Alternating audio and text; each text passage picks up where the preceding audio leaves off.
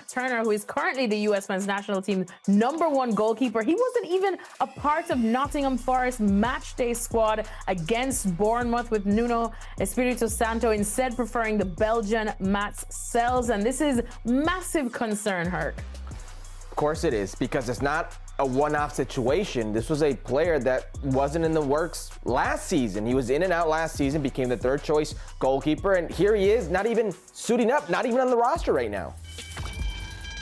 And it's time for calm or alarm, because I am hearing alarm bells. And if it's one thing I have known in all my years of watching CONCACAF and having the U.S. men's national team as a rival, Herc, is that you never have to worry about the goalkeeping situation. It almost picks itself. We're talking about iconic USA goalkeepers.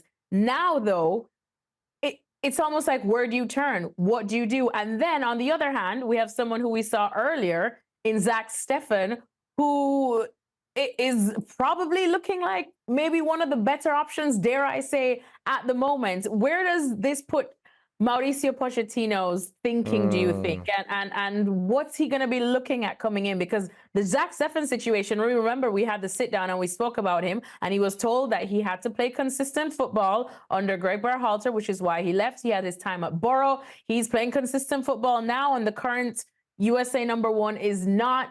So what do you make of this whole mess, and how do we find a solution? All right, let's break this down for a second. We can go back as long as Casey Keller, Brad Friedel, Tony Meola, Jurgen Sommer. I mean, there's a long list. Tim Howard, of great U.S. men's national team goalkeepers. That was never an issue. And here we are, all of a sudden, in a sea of mediocre goalkeeping moments. Not mediocre goalkeepers, mediocre goalkeeping moments. And this moment has been extended quite some time. Matt Turner has been in and out of Forest's lineup. I mean, even when he was at Arsenal, he wasn't playing. The games he did play in Europa League, he had a few mistakes. In that search of consistent playing time, goes down to Nottingham Forest, and Forest makes them their starter, more mistakes, in and out of lineups, in and out of rosters. In comes a new goalkeeper, Matt Sels. In comes another goalkeeper, so now he's the third goalkeeper. He's not getting rostered.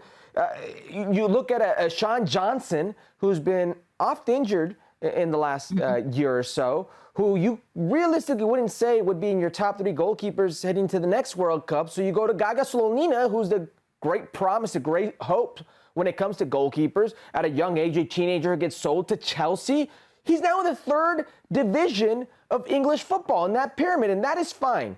And that is fine if that is his level and he's developed that way. But he was just at the Olympics. He didn't play over Patrick Schulte. Patrick Schulte comes back, and he's not playing for the Columbus Crew when he comes back.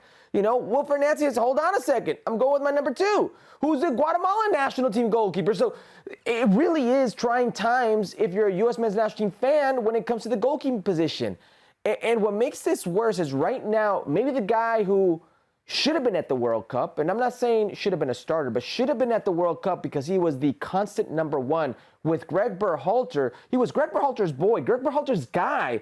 And Zack Steffen isn't selected as one of the top 3 goalkeepers for the U.S. men's national team to go to the World Cup. A guy that Greg Berhalter saw and developed in the Columbus Crew, who was his guy in the national team, not my words.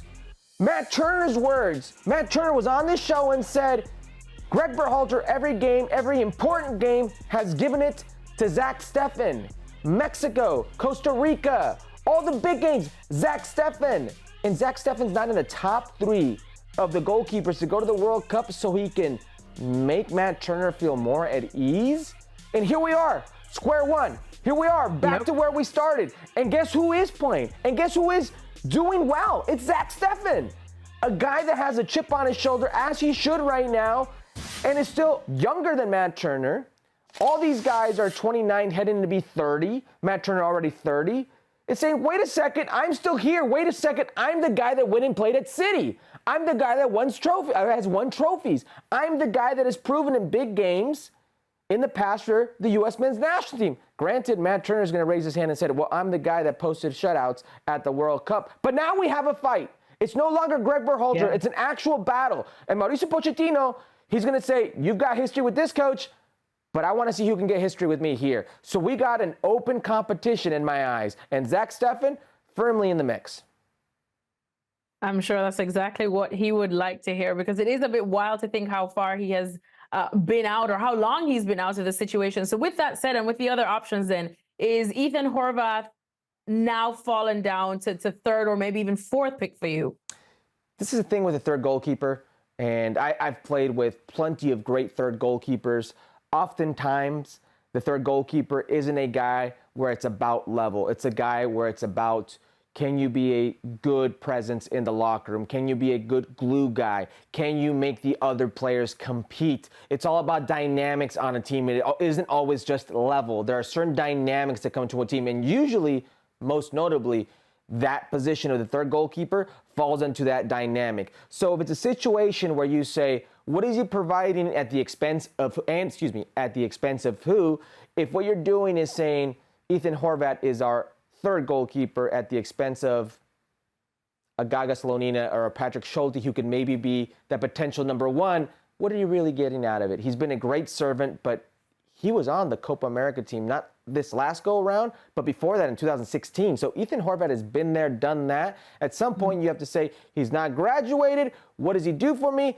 Who can be there and maybe get something out of it? So I think he's been an instrumental servant, but certainly there are cycles to every player.